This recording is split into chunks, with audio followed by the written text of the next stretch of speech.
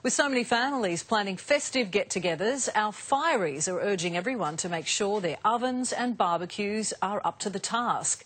So far this year, there have been more than 200 serious incidents involving barbecues alone, with exploding gas cylinders and food catching alight the common causes. An unattended pot on the stove boils over. Within 90 seconds, it's an inferno.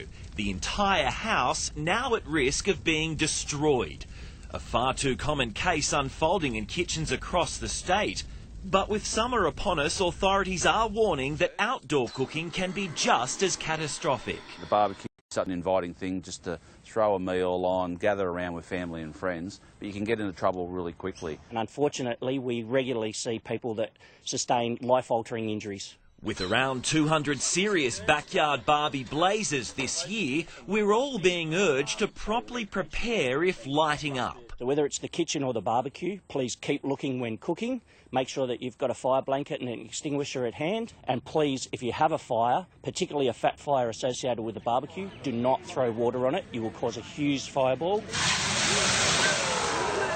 Ensuring equipment is capable of cooking is also a priority. A few things you can do to keep your family safe, and firstly, make sure your gas bottle has been stored correctly.